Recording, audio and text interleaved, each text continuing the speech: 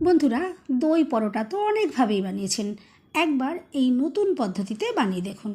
যেমন টেস্টি হবে, তেমনি তুলোর মতো নরমও হবে। সারাদিন রেখে দিলেও শক্ত হবে না। খুব সহজভাবে ঘরে থাকা অল্প উপকরণে ঝটপট বানাতে পারবেন। আর এতটাই সফট হবে, হাতের মুঠোয় নিয়ে নেওয়া যাবে। আর দেখে তো বুঝতেই পারছেন কতটা সফট হয়েছে। আর স্বাদেও সেরা সেরা। সম্পূর্ণ ভিডিও দেখতে থাকুন। রেসিপি ভালো লাগলে লাইক, শেয়ার, কমেন্ট ও সাবস্ক্রাইব করে পাশে থাকবেন। দেখে নেওয়া যাক আজকের রেসিপি। নমস্কার বন্ধুরা, আমি পাপড়ি পদ্মাবতী ফুড ক্রিয়েশনে আপনাদের সবাইকে স্বাগত। পরোটা তৈরি করার জন্য প্রথমেই একটা জায়গা নিয়ে নিলাম। এরপর নিয়ে নিচ্ছি হাফ কাপ টক দই। দইটা একটু ফ্রেশ নেবার চেষ্টা করবেন, তাহলে পরোটাগুলো খুবই টেস্টি তৈরি হবে। এরপর দিয়ে দিচ্ছি 2 চামচ গুঁড়ো দুধ, আর দিয়ে দিচ্ছি 1 চামচ চিনি, আর এখানে 1 চামচ দিয়ে দিলাম সাদা তেল। এখন খুব ভালো করে ফেটিয়ে নেব, দইয়ের মধ্যে যাতে কোনো রকমের দানা দানা ভাব না থাকে।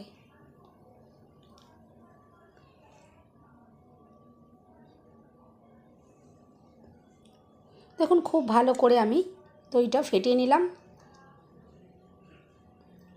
আর একদম দেখবেন ক্রিমের মতো এটা সুন্দর হয়ে যাবে, কোনো রকম দানা দানা ভাব এখানে আর থাকবেই না।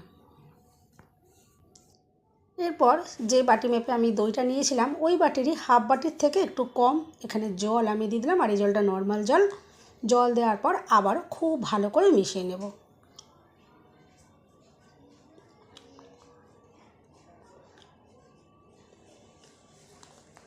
দেখুন খুব ভালো করে আমি এটা মিশিয়ে নিয়েছি। এরপর এখানে আমি ওই বাটি মেপেই দিয়ে দিচ্ছি 1 বাটি ময়দা। আমি এখানে ময়দা দিয়ে তৈরি করছি, আপনারা চাইলে আটা দিয়েও তৈরি করতে পারেন। 1 বাটি ময়দা এভাবে দেখুন একটু মিশিয়ে নেওয়ার পরে এখানে আমি আরও 1 বাটি ময়দা নিয়ে নিচ্ছি। আর এই বাটির ময়দাটা দেখুন আমি সম্পূর্ণটা দিচ্ছি না, প্রথমে খানিকটা এখান থেকে দেখুন দিয়ে দেব। এরপর এখানে দিয়ে দিচ্ছি স্বাদ মতো নুন। এখন খুব ভালো করে মিশিয়ে নেব, তার জন্য দেখুন চামচটা আমি সরিয়ে নিচ্ছি। হাত দিয়ে খুব ভালো করে মিশিয়ে নেব। এভাবে খানিকটা মিশিয়ে নেওয়ার পর আমি যে ময়দাটা রেখে দিয়েছিলাম, ওই ময়দাটা আমি এখানে বাকিটা খানিকটা দিয়ে দিলাম। আর এরপরে সম্পূর্ণটাই দেখুন এখানে দিয়ে দিলাম। টোটাল আমি এখানে হাফ বাটি দইয়ের জন্য 2 বাটি ময়দা ইউজ করলাম। এখন খুব ভালো করে মেখে নেব। ময়দা মাখা যত সুন্দর হবে পরোটাগুলো ততটাই সুন্দর তৈরি হবে। এখানে দেখুন আমি সফট করে ডোটা তৈরি করেছি। এভাবেই সফট করে ডোটা তৈরি করতে হবে। ময়দা মাখা যদি শক্ত হয়, পরোটাগুলো শক্ত তৈরি হবে। দেখুন মাখাটা দেখে তো বুঝতেই পারছেন যে কতটা মসৃণ, একদম দেখুন মাখনের মতো মসৃণ করে আমি মেখে নিয়েছি। এখন এটা চাপা দিয়ে রেস্টে রেখে দেবো মাত্র 10 মিনিটের জন্য। এতে ময়দাটা খুব সুন্দরভাবে সেট হয়ে যাবে। 10 মিনিট পর দেখুন আমি চাপাটা খুলে নিয়েছি। আর এখন এই ময়দাটা দেখুন আরও অনেকটাই সফট হয়ে গেছে। হাতে একটু গুঁড়ো ময়দা দেখুন আমি একটু মাখিয়ে নেব। আর এখান থেকে লেচি তৈরি করে নেব। এই ময়দা আর মাখার কোনো দরকার পড়বে না, এটা এমনিতেই কিন্তু একদম রেডি রয়েছে। এরপর দেখুন আমি এখান থেকে মিডিয়াম সাইজের লেচি তৈরি করে নিচ্ছি। আপনারা নিজেদের পছন্দ মতো ছোটো বড়ো তৈরি করতে পারেন। দেখুন একে একে লেচিগুলো আমি সব রেডি করে নিলাম।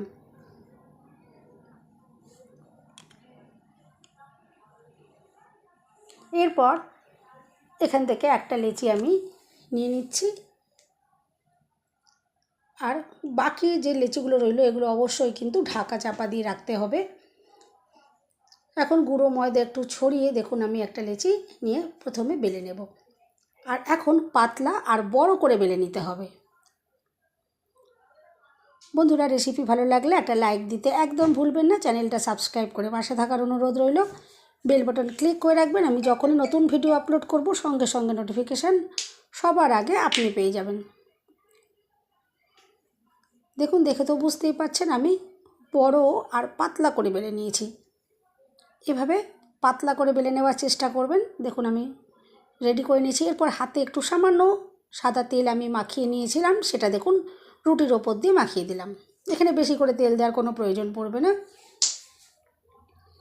আর এরপরে উপর থেকে দেখুন একটু গুঁড়ো ময়দা ছড়িয়ে দিলাম।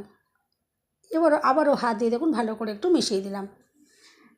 এখন একটা আমি দেখুন ছুরি নিয়েছি আর রুটির ঠিক মাঝখান থেকে বসিয়ে এভাবে একটু কেটে দিলাম। আর কাটা অংশ দেখুন একটা সাইড থেকে এভাবে নিয়ে রোলের মতো করে মুড়িয়ে নিচ্ছি। এতে পরোটার মধ্যে অসংখ্য লেয়ার তৈরি হবে, যেমন দেখতে সুন্দর লাগবে, খেতেও দুর্দান্ত হবে।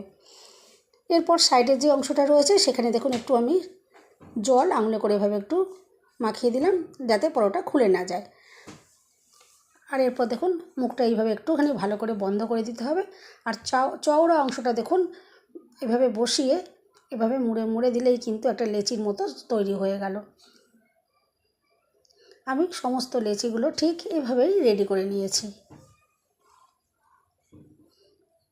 এরপর এখান থেকে একটা লেচি নিয়ে নিলাম আর সামান্য গুঁড়ো ময়দা দিয়ে বেলে নেব। তবে এরপর আর বড় করে বেলছি না, এরপরে যেরকম নর্মাল পরোটার সাইজ হয় সেরকম সাইজেরই আমি রেডি করে নেব।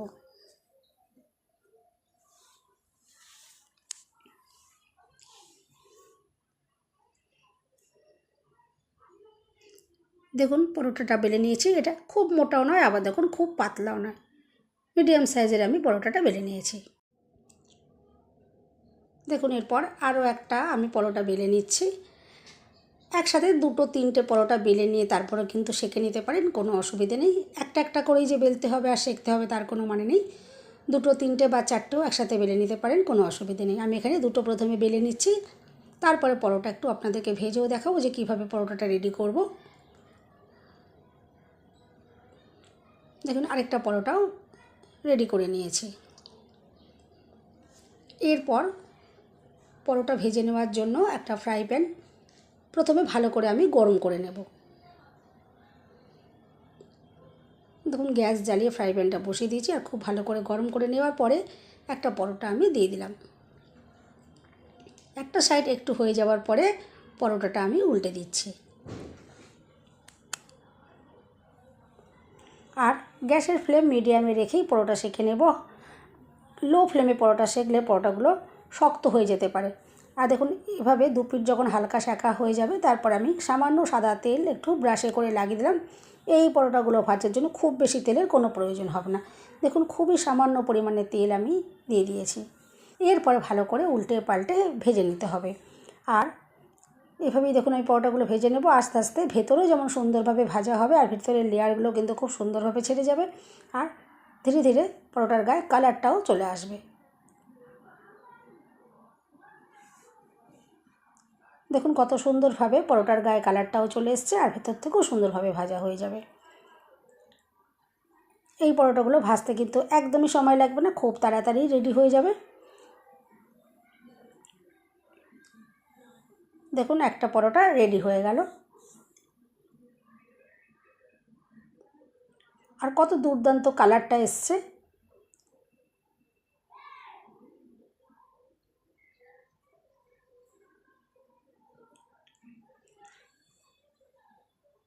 দেখুন পরোটাটা রেডি হয়ে যাওয়ার পর আমি এটা নামিয়ে নিচ্ছি। এইভাবেই আমি সমস্ত পরোটাগুলোকেই ভেজে রেডি করে নেব। আর পরোটা এভাবে নামিয়ে নেওয়ার পরেই হাত দিয়ে দেখুন আমি এভাবে একটুখানি পরোটাগুলোকে রেডি করে নিচ্ছি। এভাবে যদি একটু হাত দিয়ে চাপ দেওয়া হয় দেখবেন সুন্দরভাবে লেয়ারগুলো খুলে যাবে আর কতটা দুর্দান্ত দেখুন দেখতে লাগছে। আরেকটা পরোটাও দেখুন আমি রেডি করে নিয়েছি, একটু আপনাদেরকে দেখিয়ে দিলাম। দেখুন কতটা ফুলকো ফুলকো তৈরি হচ্ছে।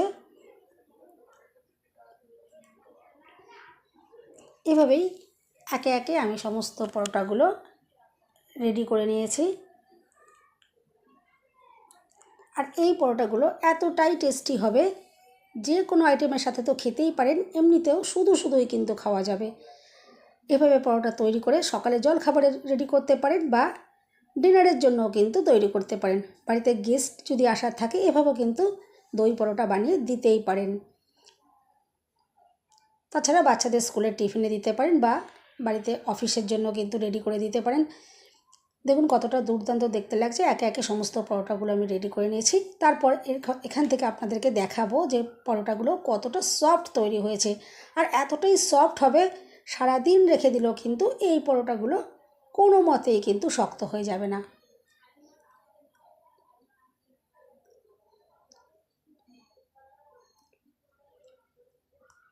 দেখতে তো কতটা অসাধারণ লাগছে, যেমন সুন্দর দেখতে লাগবে তেমনি খেতেও কিন্তু দুর্দান্ত, ভীষণ টেস্টি। এভাবে কিন্তু একবার বানিয়ে দেখতেই পারেন। দেখুন এরপরে পরোটা একটা আমি আপনাদেরকে ভেঙেও দেখাই যে ভেতর থেকে যে কতটা সফট। এভাবে যদি না তৈরি করেন বিশ্বাসই করতে পারবেন না যে পরোটা এতটা সফট হতে পারে।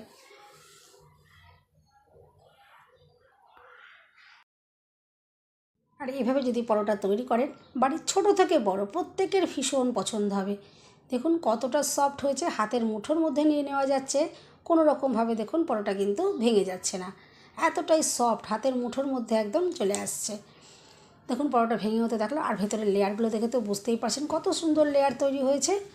বন্ধুরা, রেসিপি ভালো লাগলে একটা লাইক দিতে একদম ভুলবেন না, চ্যানেলটা সাবস্ক্রাইব করে পাশে থাকার অনুরোধ রইল। সবাই সুস্থ থাকবেন, ভালো থাকবেন, দেখা হবে নেক্সট ভিডিওতে।